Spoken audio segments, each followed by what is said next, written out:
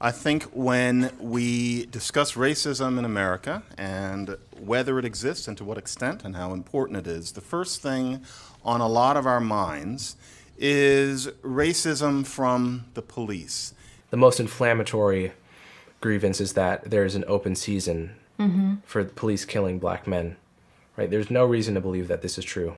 I'm very worried about this as well. I worry that Black Lives Matter, if it got all the attention that it wants, it could set race relations back in this country a generation. There are two pieces here where the police get rightly criticized. One is that there are just cases every year of shootings that are totally unjustified, where any reasonable consideration of justice would have this police man or woman convicted of a crime, and they usually get off free. They have an almost automatic immunity in those cases. So that is a totally legitimate concern, and it's also legitimate to just be concerned about the total number of people being killed to begin with.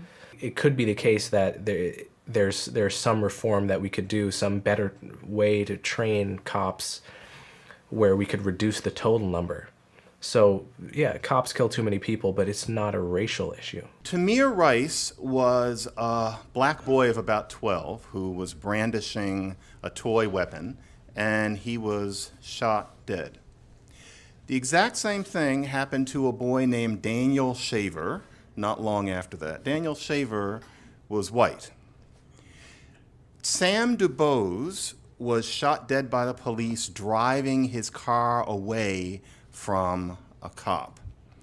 The exact same thing happened, actually a little bit before that, to a white guy named Andrew Thomas. Alton Sterling was a black man who reached into his waistband and reached for his wallet during an altercation with the cops, and the cops shot him dead. That was a grievous event. And the same thing actually happened around the same time to a white guy named Dylan Noble. Alton Sterling made national headlines. None of us heard about Dylan Noble. George Zimmerman said some really nasty things about unspecified little people and how they're always going around stealing things before he ended up killing Trayvon Martin. Now, that was a terrible thing, especially because a policeman said the same sorts of things, including using the word fucker, before he killed a white teenager named Lauren Simpson. I could do this for 20 minutes. Every year, based on Washington Post data, they keep a close database of this, roughly 1,000 people, 1,000 Americans get killed by the cops every year. Total. Memories. Yep. And, something like 80 or 90% of those people are armed and dangerous when they're killed, and the vast majority of those shootings are justified, right? So I mean, think about 1,000. That's roughly 3 people every day, and the reason we don't hear about this is because they're justified, right? We don't hear about 3 reports of police shootings every day because There wouldn't be much. I mean, yeah, right. It's not a story because these are largely justified shootings. And then there's this smaller group of unarmed people who get killed every year.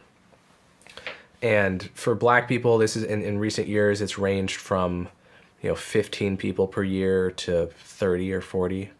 These cases run the full gamut of police malfeasance and culpability on the one end to completely predictable and even rational uses of force on the other, and everything in between. So on the one end, you have cops who are quite obviously guilty of murder, whether it's from racism or some other deranged motive. And I would put Walter Scott and Laquan McDonald, those shootings there. These cops, to my eye, clearly should never have been given a gun and a badge, and they belong in prison.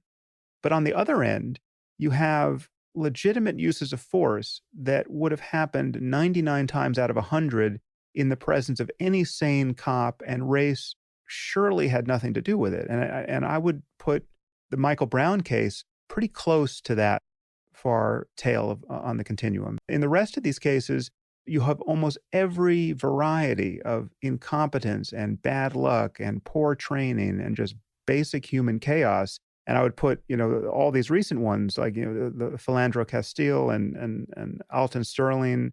And frankly, I'd even put the Eric Garner case somewhere in the middle here. And these cases, the three I just mentioned, they're totally unlike the extremes, but they're importantly different from one another too. The range of these cases, ethically and as a matter of police procedure, is almost as wide as can be imagined. And then you throw Trayvon Martin in there, where the guy who shot him wasn't even a cop and arguably wasn't even white, right?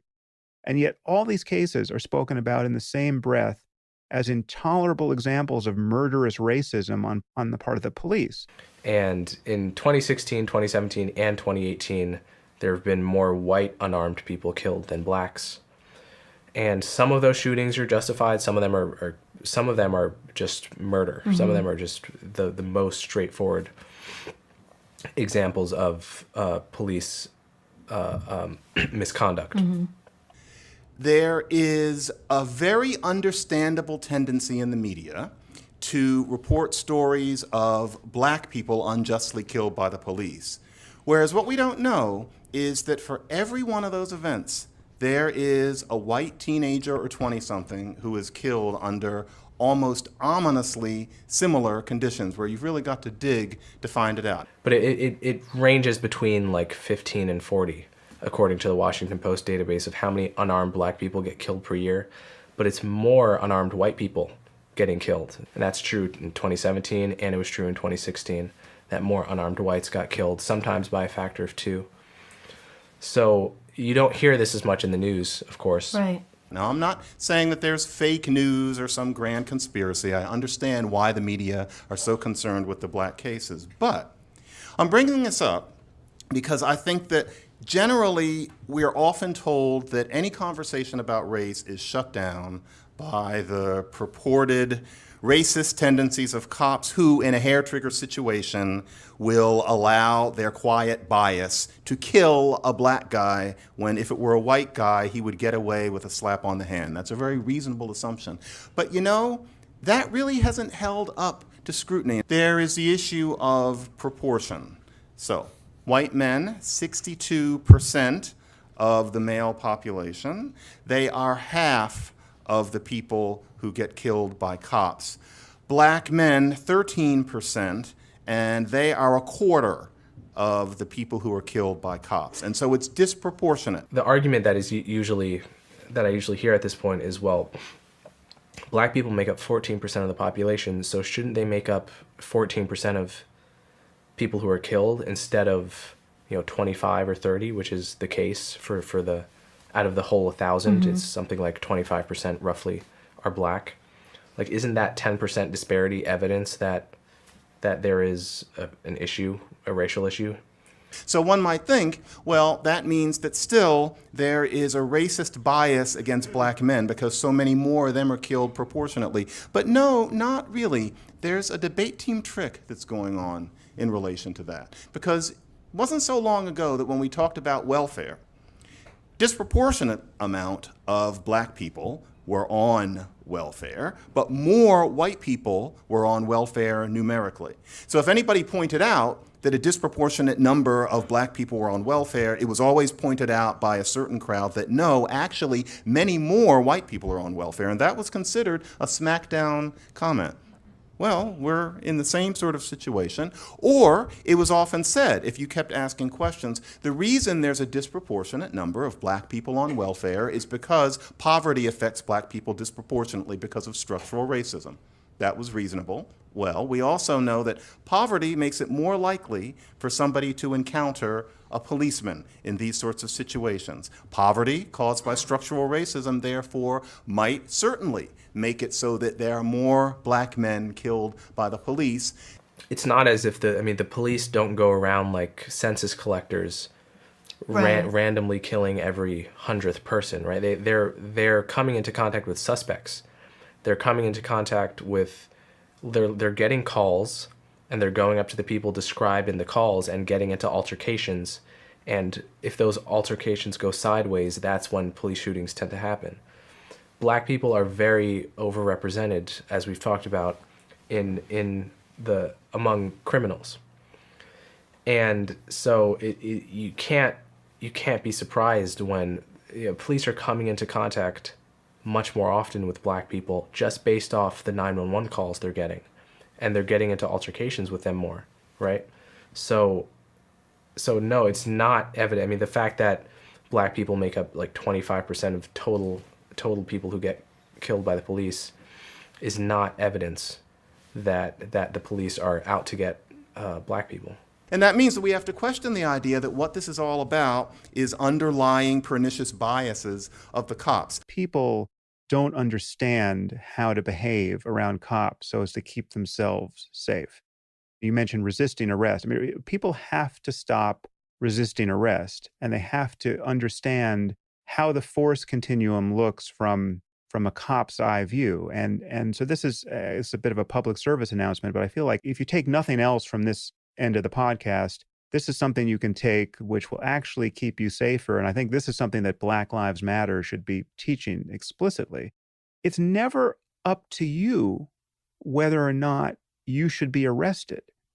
I mean, how could it be? How could it ever be? Does it matter that you know that you didn't do anything wrong? How could that fact be effectively communicated by your not following police commands? You actually never know what situation you're in with a cop. You don't know, if I'm walking down the street, I don't know that a cop didn't just get a call that some guy who looks like Ben Stiller committed an armed robbery. And he comes up to me. I know I didn't do anything. I don't know, but I don't know what's in the cop's head. So how am I the best judge of whether or not I need to be arrested? And again, I'm sorry for the public service announcement, but this is, I think, really important for people to understand. The time to find out what's going on, the time to complain about racist cops, the time to punish them, the time to go ballistic is after cooperating at the police station with your lawyer, right? That's the time to rectify all the problems in the system and all the bad and to punish all the bad cops, which are surely out there. But to not comply in the heat of the moment where the guy with the gun is issuing commands, that is raising your risk astronomically. And it's something that people intuitively, it seems, just do not understand. When you put your hands on a cop, when you're wrestling a cop or grabbing him or pushing him or striking him, you are very likely to get shot, whatever the color of your skin, because when you're with a cop, there's a gun out in the open, right? And any physical struggle has to be perceived by him as a fight for the gun.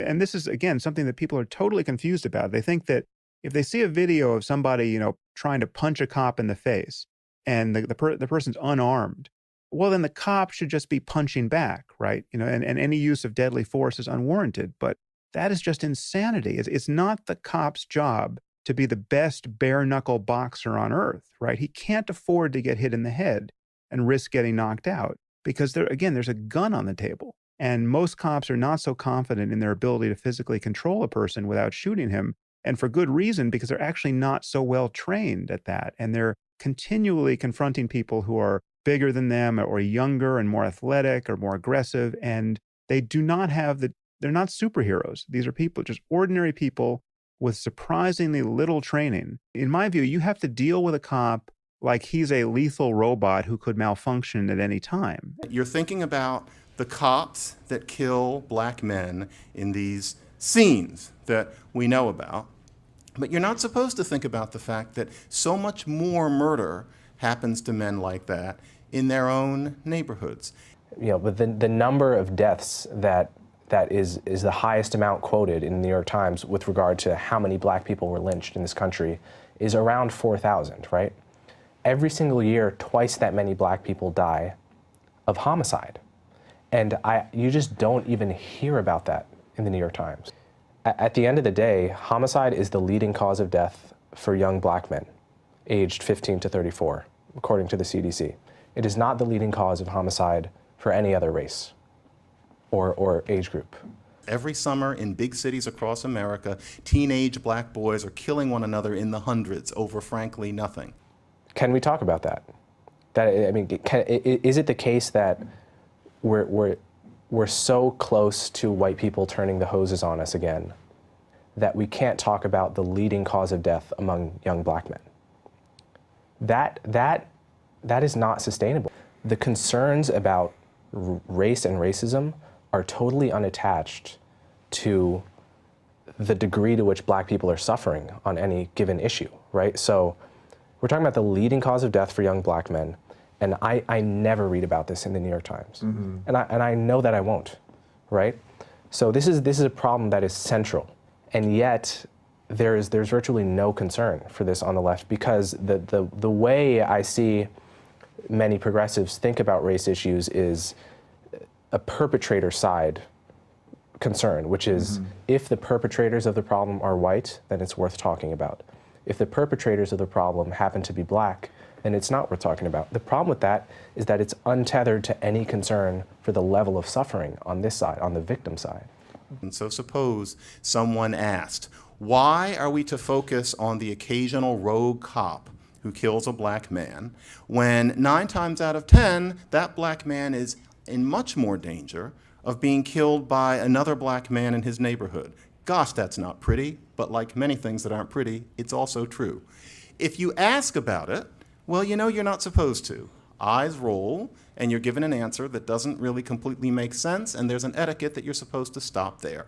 It's rather like certain questions that you ask a priest very gently, but you know that if you don't get a real answer, then you're just supposed to move on.